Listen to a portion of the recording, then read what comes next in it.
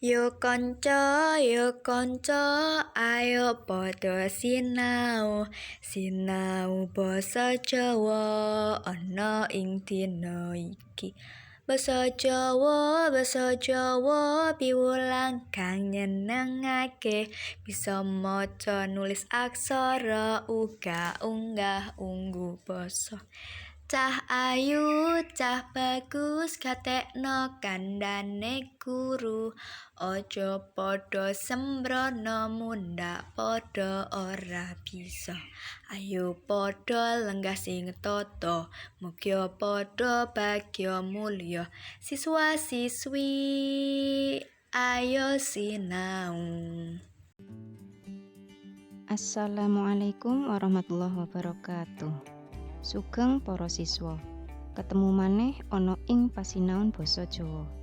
Muga-muga kasarasan lan keberkahan saged kajiwa sarira. Ana ing pasinaon iki bareng-bareng sinau materi aksara rekan.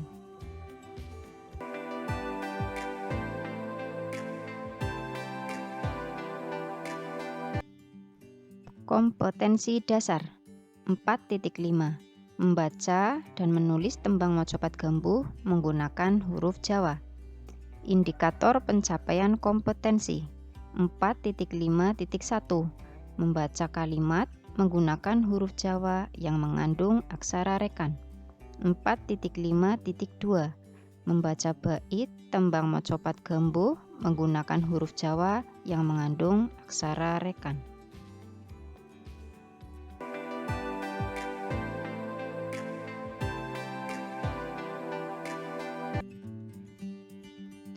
Tujuan pembelajaran 1.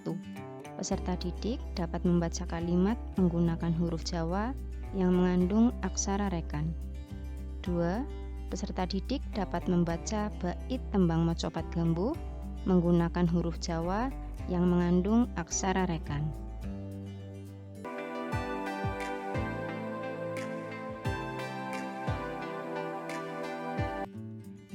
Tegese aksara rekan. Ing bau sastra Jawa, tembung rekan duwe teges 1. Apa-apa sing direka-reka utawa diakal-akal. 2. Tiron, gawean. Saka teges mau bisa dimangerteni menawa aksara rekan pancen gunane kanggo niru tetembungan kang direka dadi basa Jawa. Cacah lan wujude aksara rekan.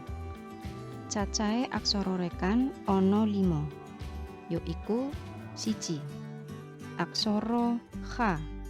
Wujude yaiku aksara Ka ana cecake 3 ing dhuwur. 2. Aksara Dha. Wujude yaiku aksara Da ana cecake 3 ing dhuwur. 3. Aksara Fa. Wujude yaiku aksara Pa ana cecake 3 ing dhuwur. 4. Aksara Za. Wujude yaiku aksara Ja ana cecake 3 ing dhuwur. 5. Aksara Gha. Wujude yaiku aksara Ga ana cecake 3 ing dhuwur. Pasangan aksara rekan mirip kaya pasangan aksara legena, nanging ana cecake 3 ing dhuwur. Paugeran panganggone aksara rekan. 1. Aksara rekan kanggo nulis tembung manca kang dicethakake. Utamane tembung kang saka basa Arab. Menawa ora dicethakake, menawa kang ditulis iku tembung manca, mung katulis nganggo aksara lumrah wae. Tulodo. Khatib.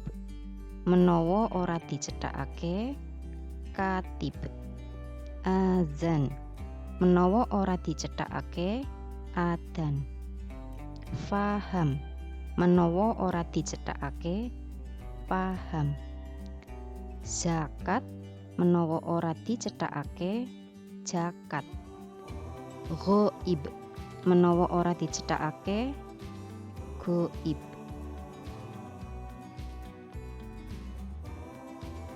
Loro, menawa aksara rekan karaketake karo sandangan pepet, cecake telu dumunung ing sajrone pepet.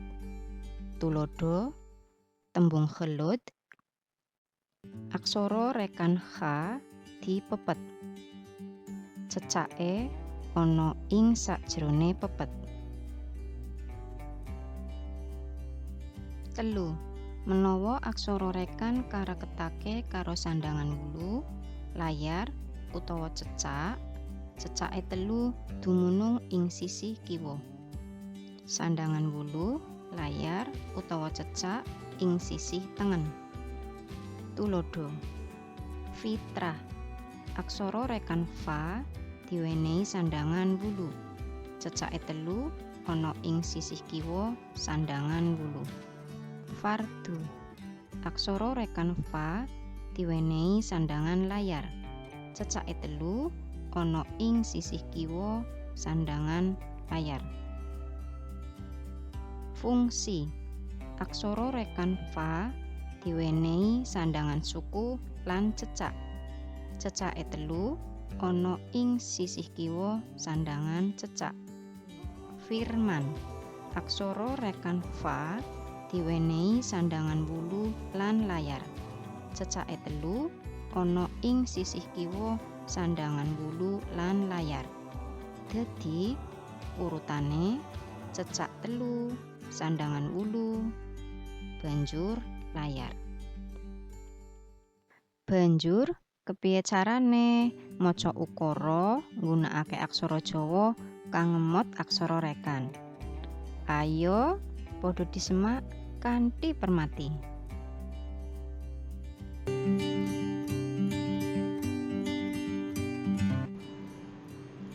Monggo Mas Mbak kalian kula sinau maos ukara kang ngandhut aksara rekan. Ini ukara Jawa nggih. Niki tulodo nomor 1. Wonten aksara pa lajeng aksara ka. Diwaos pak. Lajeng wonten pasangan so di layar. Nggih dados kane niki mati. Sar. Lajeng niki wonten aksara do di wulu di. Lajeng wonten aksara lo. Diwaos la. Lajeng wonten aksara go di wulu gi. Lajeng wonten aksara rekan kha di suku. Lajeng wonten aksara to. Diwaos khut nggih amarga teng andhap wonten pasangan aksara ba. Lajeng angsal sandangan wignan khutbah. Lajeng wonten aksara ho diwulu lan dicecak. Diwaos ing. Lajeng malih wonten aksara ma dipepet. Ma. Lajeng wonten aksara sa nggih angsal pasangan ja diwulu niki. Lajeng wonten aksara do di pangku. Diwaos masjid.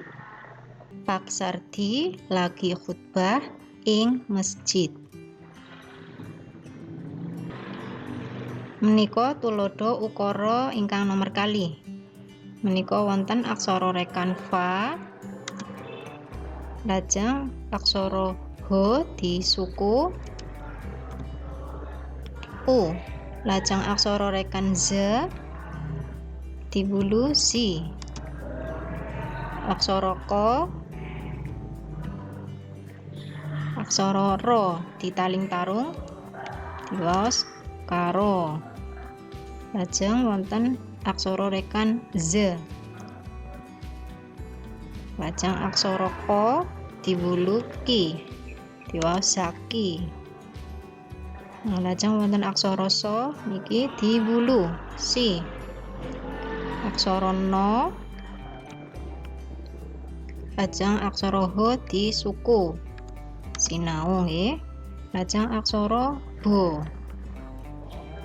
Lajeng aksara so. Lajeng aksara jo lan wo. Fauzi karo Zaki sinau basa Jawa. Menika tuladha ukara ingkang nomor 3. Wonten aksara wa, aksara rekan wa disuku. Lajeng wonten aksara lo, mo, mone angsal pasangan ko. Dados mati nggih, gulam. Tengandhap wonten pasangan ka. Lajeng aksara ro ditaling tarung, ro, karo. Lajeng aksara rekan fa diparingi wulu, fi. Aksara no ditaling tarung, vino. Lajeng niki wonten aksara mo dicecak, ma. Aksara ko. Lajeng wonten to, tone angsal pasangan ngo, dados mati mangkat. Pasangan nga. Lajeng aksara jo diwulu, ji. Ulam karo vino mangkat ngaji.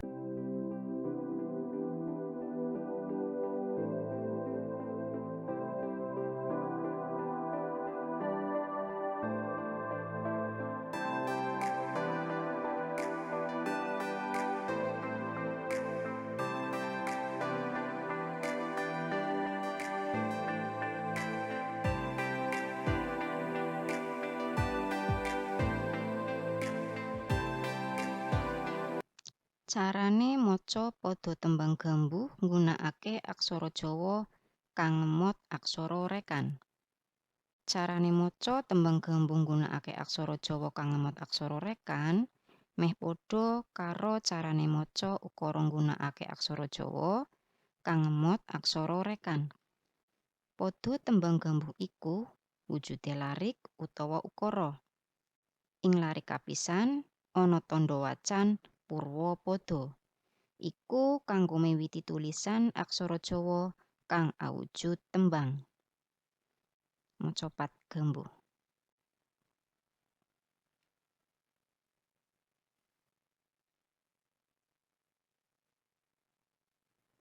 Tuladha tembang gambuh nggunakake aksara Jawa kang ngemot aksara rekan. Irah-irahane gambuh. Larik kepisan, kalifah iku kudu. Larik kapindho, wasis, pinter, jujur, kang satuhu. Larik katelu, kang peduli mring kahanan rakyat cilik. Larik kepapat, resik, tegas, lan mituhu.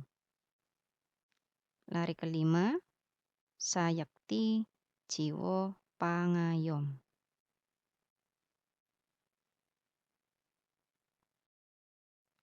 Cukup semene anggone sinau basa Jawa kanthi materi aksara rekan. Aja lali, para siswa tetep njaga kasarasan. Matur nuwun. Wassalamualaikum warahmatullahi wabarakatuh.